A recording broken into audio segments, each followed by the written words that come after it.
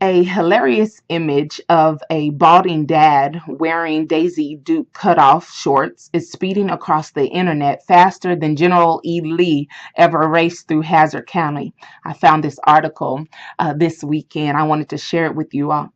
The story behind the photograph is that a Utah father had reached the last straw with his teenage daughter, who insisted on catting around town in short shorts. Scott McIntosh asked his daughter Miley to change into a longer pair of shorts one night before the family was going to dinner and to play a round of mini golf.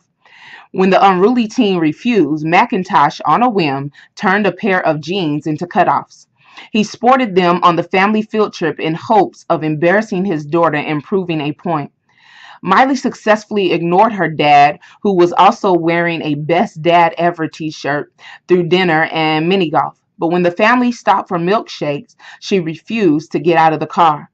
There was no "Dad, I get it," or "Dad, you're the best. Thank you for that awesome lesson," he admitted.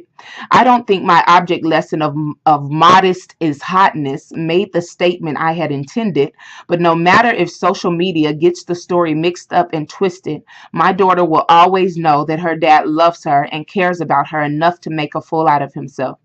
The image of McIntosh was picked up on social media after he recounted his story on his wife's blog, Becky Mack's blog of Mount Chaos.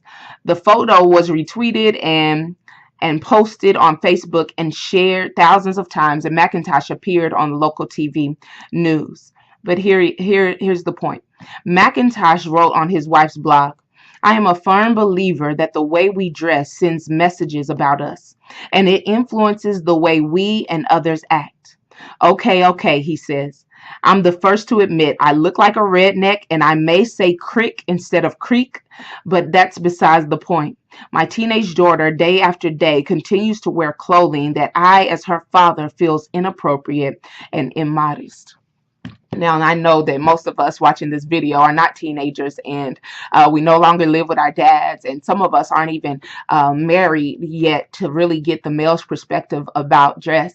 Now, somebody cautioned me about doing a video on dress, so I won't go into too much detail, but I think that we all can agree that at the end of the day, the way we dress does say a lot about us, and it also influences the way we act and the way others act towards us. I think at the bottom line, without getting into too much detail or too much, because some of you might like classy and, classy sexy. Some of you might just like, classy period, or somebody just might, there are so many different opinions about this. So I just want to state just very clearly that, the way we dress just does say something about us. And I will like to say this, that as a philosophy, we should kind of, when we shop and when we dress, we should always think flattery before fashion, flattery before style,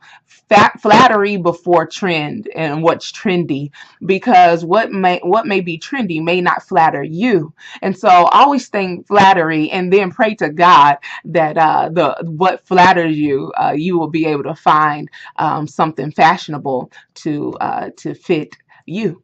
And I think that when you walk in a room, you'll say so much without even speaking. God bless you as you journey.